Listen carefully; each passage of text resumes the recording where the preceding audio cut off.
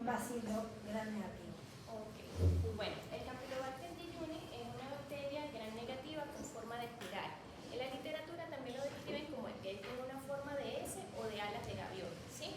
Es uno de los principales agentes causantes de gastroenteritis bacteriana en humanos a nivel mundial y se encuentra comúnmente en el tracto gastrointestinal de aves, porcino, ganado, por lo que se cataloga como un patógeno zoonótico, ¿sí? Por otro lado, antes de irnos a las especies, en la actualidad se reconocen 16 especies, la que es principalmente patógena en el humano es el Campylobacter jejuni. Hay otras descripciones como el Campylobacter coli, pero sin embargo los cuadros de gastroenteritis por rondan entre el 5 o 2%, por lo cual el principal es el jejuni. Hay algunas especies que tenemos que diferenciar dentro de esto, el jejuni, y tenemos el feto, Campylobacter feto, que la diferencia entre ellos es que el jejuni da más afectación de diarrea, gastroenteritis propiamente, mientras que el otro puede ser más severo en general, lo que es una afectación sistémica y llevar a una septicemia o meningitis. En esta tabla, que fue tomada de Murray, podemos ver las distintas especies con el anfitrión reservorio y la enfermedad que van a producir y el orden de frecuencia. Como vemos, los más frecuentes es el jejuni y el feto, que no lo veo por acá. Los demás son raros.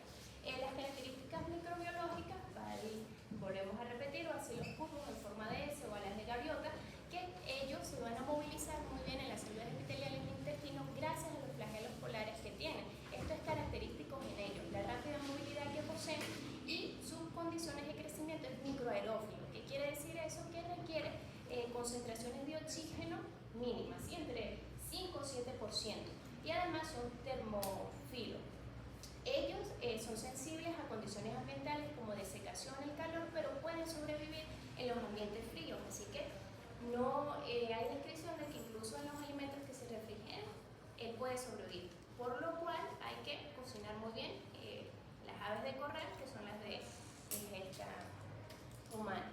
En esta tabla vamos a ver las propiedades fenotípicas de algunas de las especies. Tenemos el jejuni, el coli que le habían mencionado, y también muestran en contraste lo que es el Helicobacter pylori, pero de él hablaremos más adelante. Como vemos, es una bacteria oxidasa, catalasa positiva, y a diferencia del pylori, que es uno de los principales contrastes que vamos a hacer entre el uno y el otro, es que no produce ureasa. En la práctica pasada, ¿a qué temperatura debemos incubar al Campylobacter jejuni? Para que crezca en el cultivo.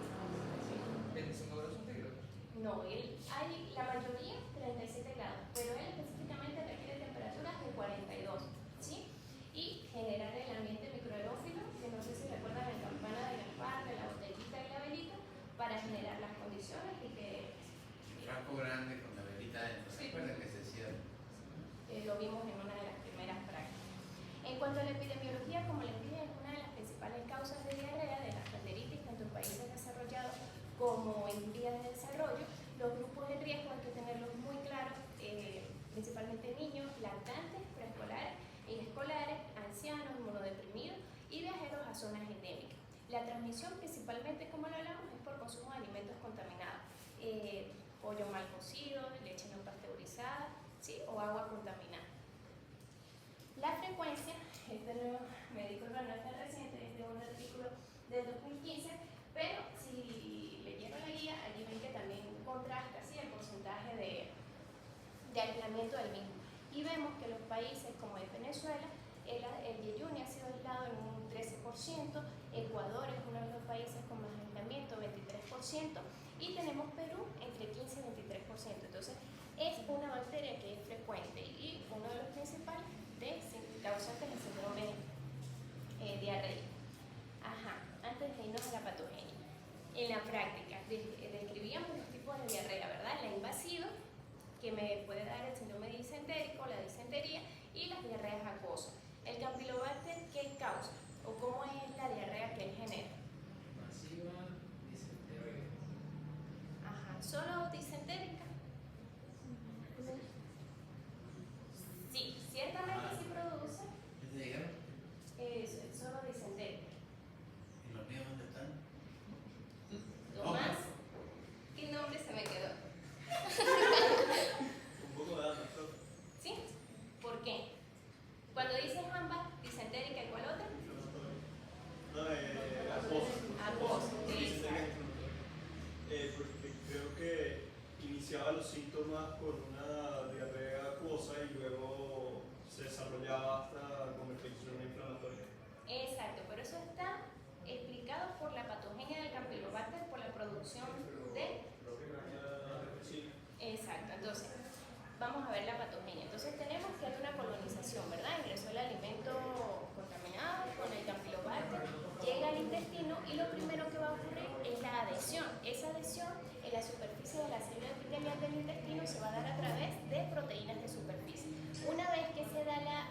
adhesión, la adherencia, va a haber invasión de la célula, lo que va a llevar a ese daño tisular, ¿sí?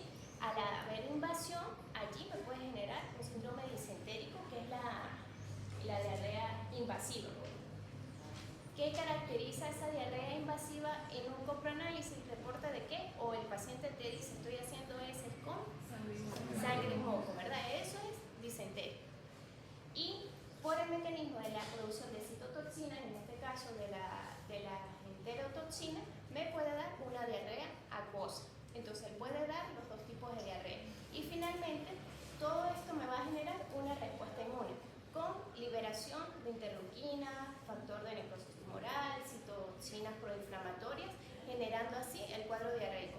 En muchos de los cuadros, este se puede autolimitar sin necesidad de antibiótico-terapia, pero eso no ocurre en todos los pacientes.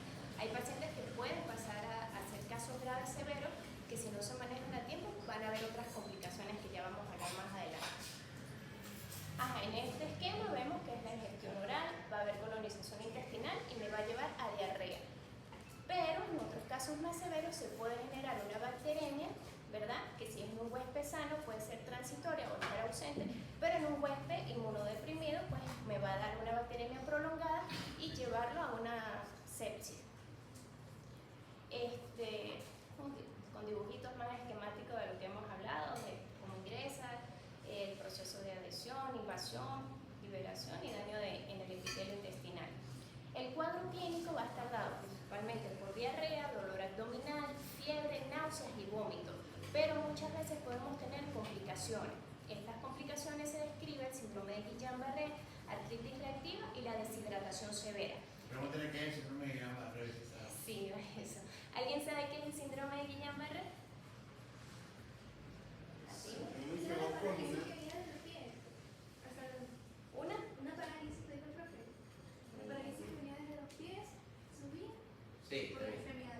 Sí, una polineuropatía ascendente, simétrica, empieza una debilidad, ¿sí? De miembros inferiores ascendente. ¿Por qué se da esto? Esto es una enfermedad autoinmune, el síndrome de Guillain-Barré, pero está relacionado con el Campylobacter porque el Campylobacter cuando se da toda la patogenia y genera anticuerpos que lo van a atacar, ¿verdad? Hay un componente de las vainas de mielina que es muy similar al antígeno del Campylobacter. Entonces se resuelve la infección por Campylobacter, pero el sistema inmunológico sigue atacando pensando que este persiste por el mimetismo molecular que hay entre las moléculas no preciso ahorita el nombre, fingolípidos que hay en las vainas de mielina, lo confunden con las que produce el Campylobacter y empieza a atacarse a sí mismo el sistema inmunológico, las vainas de mielina. Entonces da la polineuropatía periférica ascendente. Y bueno, artritis reactiva, que es otra enfermedad inmune, y deshidratación. Háganse la pregunta de cuáles son los patógenos que producen, o que más frecuentemente producen síndrome de Guillain-Barré. Entonces, no es descabellado que en algún momento que estén en la rural les llegue un paciente con pérdida de la fuerza muscular en miembros inferiores, simétrica, ascendente, y cuando ustedes hacen la anamnesis, el paciente les comenta, ay, doctora, tuve evacuaciones líquidas hace una semana y se me quitó solo con suerito y ya estoy bien. Pensar en que pudo ser inicialmente un cuadro diarreico por Campylobacter y que ahorita esté siendo una polineuropatía o un síndrome de Guillain-Barré. En el diagnóstico, el medio de cultivos que vimos en la práctica pasada teníamos el CAMPI, ¿sí? BCA, que como dijimos, pues vamos a hacer la siembra allí de la muestra, pero tenemos que crear ese ambiente de microaerófilos que ya describimos. Existen otras técnicas como las moleculares, la PCR y la serología. La serología principalmente la utilizamos en este tipo de cuadros, cuando estamos en un Guillain-Barré, podemos pedir a ver si hay anticuerpos específicos generados para él. Esta es una imagen de Murray donde vemos un cultivo de bacterias y está señalado, allí ven la flecha que está señalando el Campylobacter. El tratamiento, principalmente hidratación, antibiótico-terapia y como les comenté, hay algunos casos que se autolimitan solitos, ¿sí?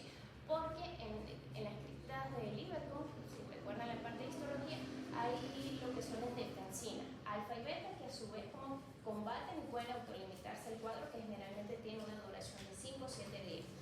Y bueno, de las medidas de prevención, siendo un agente que ingresa la vía oral, higiene alimentaria, cocinar bien los alimentos, higiene personal, control sanitario, lavado de manos y el control sanitario de regular todo lo que son las granjas y el ingreso de alimentos. Entonces pasemos ahora a lo que es la infección por Helicobacter pylori. ¿Qué tipo de bacteria es el Helicobacter pylori? Tomás. Un bacilo gram. Gran negativo. Gran negativo, ¿cierto? Bueno, la práctica pasada no hablamos mucho Mira, del ahí Helicobacter. te están llamando. Ajá, dime.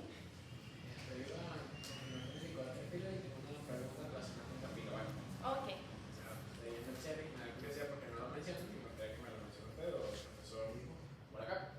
Y es que cuando se habla de diarrea invasiva disenteroide causada por Campylobacter, solo se menciona en el libro de la cátedra que sucede. Pero en el Cherry menciona que unas bacterias que empiezan por no sé si Escherichia coli o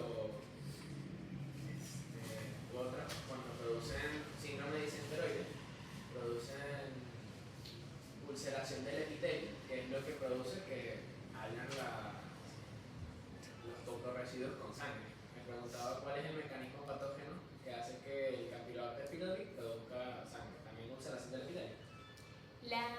Su mecanismo invasivo, una vez que invade, luego de la lesión, invade la célula y causa esa respuesta inflamatoria con daño celular. No sé si el profe quiere. Sí, no, claro, cuando tú tienes síndrome disentérico tienes moco y sangre porque eso es reflejo del daño de la mucosa gastrointestinal. Eso es lo que te ayuda a hacer el diagnóstico.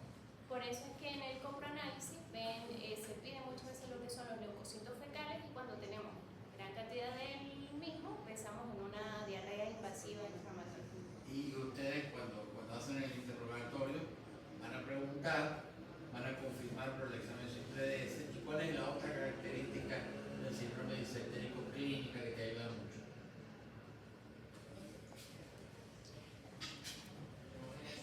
¿Ah? Diga a alguien. Voy a decir que anemia. ¿Cómo? El pregrado. Vamos a decir anemia. ¿Cómo? Anemia, leve anemia. ¿Cómo? Una leve anemia. Me atrevo a equivocar. No, una característica clínica de la diarrea disentérica. Dolor. No, el dolor sí, pero otra más característica todavía. Que los ayuda a diferenciar y que les va a ayudar mucho a hacer el diagnóstico frente a su paciente. Dime.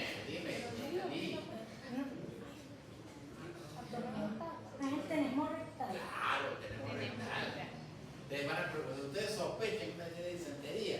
Ustedes les preguntan si tienen ganas de ir al baño y se sientan en la poseta y no evacúan. Y eso es un signo clínico muy característico de la disentería. Por la misma lesión de los esfínteres rectales, ¿cierto? ¿Cómo? Por la misma lesión de la mucosa gastrointestinal, en especial en el esfínter rectal, ¿cierto? Anatómicamente hablando que tiene como una posible transición entre lo que es Realmente es la los respuesta sigmoides inflamatoria que genera del Es la intestino, el respuesta daño inflamatoria que del hay. enterocito. Y con respecto a esta, recuerden que este era antes Campylobacter pylori. Por eso es igualito de morfología. Sí, de hecho es una bacteria que cuando ustedes leen, habla que ha sido reestructurado el nombre durante mucho tiempo hasta que ahorita finalmente es conocida como Helicobacter pylori. Él también es una bacteria gran negativa con forma de espiral que va a colonizar, en este caso, el revestimiento mucoso del estómago humano. Fue descrita por Barry Marshall y Robin Warren, quienes ellos fueron los que hicieron la relación entre la enfermedad ulceropéctica con esta bacteria, lo que los llevó a ganar el premio Nobel. Está ampliamente distribuido. Ellos fueron los que hicieron el estudio y relacionaron el Helicobacter con la causa de enfermedad ulceropética y gastritis. ¿Quién? Barry Marshall y Robin Warren. Y ganaron el O sea, premio Nobel. yo no le creo mucho a la vaina. Bueno, si ese es el premio. ¿Con qué enfermedad neoplásica está relacionada el Helicobacter pylori?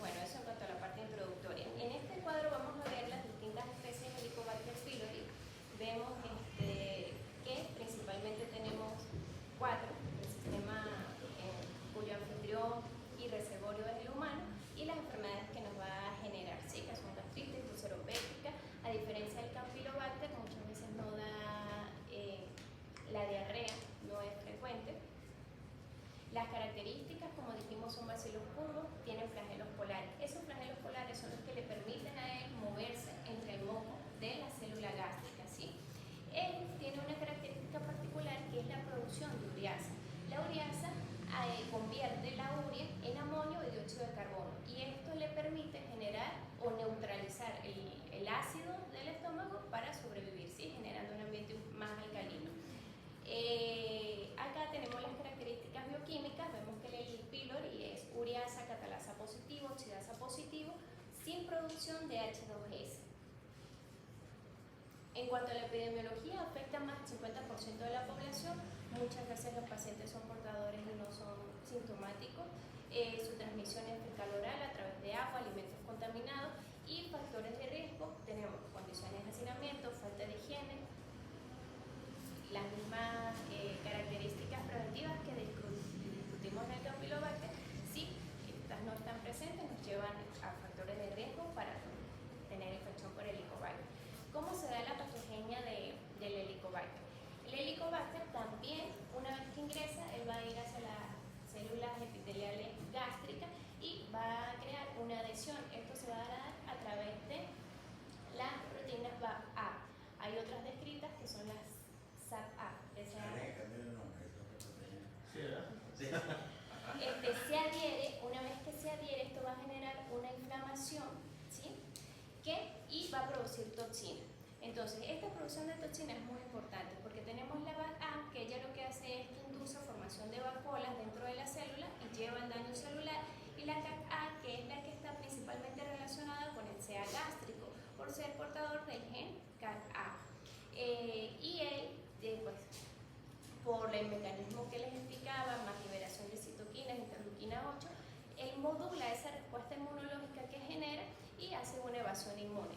Acá tenemos un dibujo gráfico donde podemos observar el ingreso del Helicobacter pylori, llega a esas células epiteliales gástricas, inicia el proceso de adherencia, y una vez que hace esa adhesión, genera toda la respuesta inflamatoria y comienza la producción de convertir la urea en amonio y dióxido de carbono para sobrevivir a ese medio ácido, ¿sí? A diferencia del Campylobacter, que no tiene este mecanismo. De hecho, no les comenté en ese momento que aquellos pacientes que son tratados crónicamente con inhibidores de bomba, pues son propensos a, si adquieren el Campylobacter, se reproduzca libremente. Entonces vemos cómo causa ese daño de la mucosa por la inflamación que genera, y bueno, va a haber el daño, el cuerpo va directo, también va de esa fagocitosis por producción de superóxido dismutasa. Dentro de los factores de virulencia, como les mencionaba, la ureasa, que principalmente va a neutralizar el ácido gástrico.